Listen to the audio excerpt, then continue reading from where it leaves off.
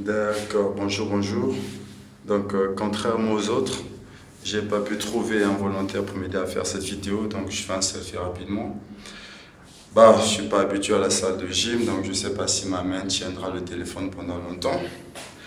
D'accord. Bon, je tiens déjà à vous adresser toutes mes félicitations.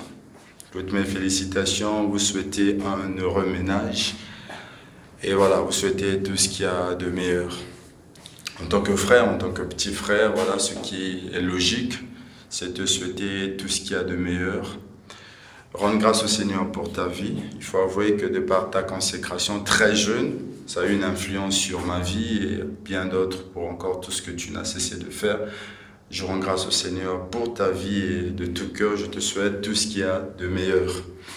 Alors Esther aussi, j'ai eu l'occasion de la connaître. C'est vrai que les derniers souvenirs que j'ai, elle était encore toute petite là avec ses frères à la jeunesse. Ils venaient avec toute sa crique comme des Dalton. Voilà. Et je souhaite également tout ce qu'il y a de meilleur en tant qu'enfant de Dieu. C'est la seule chose que je peux te souhaiter et désirer pour ta vie. Et voilà, bénir le Seigneur pour votre vie. Voilà. Que vraiment la grâce soit sur vous. Et je voudrais aussi saisir cette occasion simplement pour partager quelque chose brièvement. Je ne serai pas lent.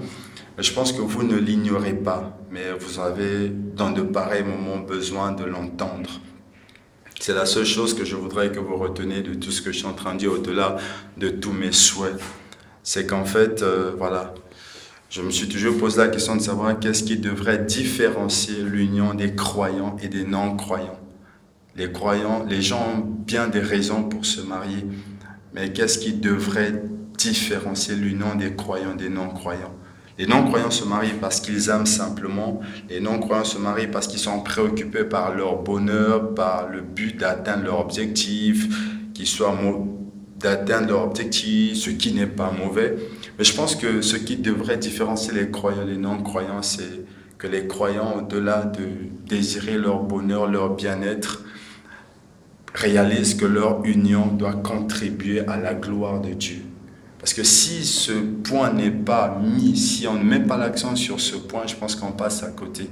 Donc au-delà de toute la festivité, de tous ces moments de joie, de bonheur, je pense qu'à un moment de votre vie, après tout ça, il faudra vraiment s'asseoir et réaliser qu'au-delà de l'union, mais c'est qu'en fait, quel est l'intérêt de Dieu? Et quand je dis quel est l'intérêt de Dieu, c'est assez vague, je vais énumérer peut-être un seul. Que quand des personnes s'unissent, c'est pour la gloire de Dieu et non premièrement pour leur satisfaction, ce qui n'est pas, ce qui est logique. Et quand je parle de gloire de Dieu, il y a plusieurs aspects qu'on peut énumérer, mais il ne faut pas oublier que l'union de deux croyants doit être source de bénédiction pour plusieurs. L'union de deux croyants doit être source de bénédiction pour la famille d'Esther, l'union de deux croyants doit être source de bénédiction pour ta famille. Qu'est-ce que je suis simplement en train de dire? Qu'il faudrait que l'union de deux croyants apporte la paix, apporte la joie aux familles respectives. Et ça, c'est une chose sur laquelle vous ne devez pas laisser. C'est une chose sur laquelle vous ne pouvez pas vous permettre de négliger ça sous prétexte que vous êtes heureux, sous prétexte que tout va bien. C'est une chose qui devra vous préoccuper, qui va faire l'objet de vos prières. Sinon, avec tout le respect que je vous dois, vous passer à côté. Il n'y aura aucune différence entre vous qui êtes croyants et ceux qui ne sont pas croyants. Si vous vous unissez, alors préoccupez-vous du fait que Dieu soit glorifié dans votre union. Il faudrait qu'il y ait une différence évidente entre les enfants de Dieu et ceux qui ne sont pas. Voilà, je vous souhaite tout ce qu'il y a de meilleur. Je bénis le Seigneur pour votre vie. Vous restez dans mes prières, voilà, que vraiment Dieu soit avec vous sur cette nouvelle page et que la grâce de Dieu vous accompagne. Allez, de tout cœur, je suis avec vous.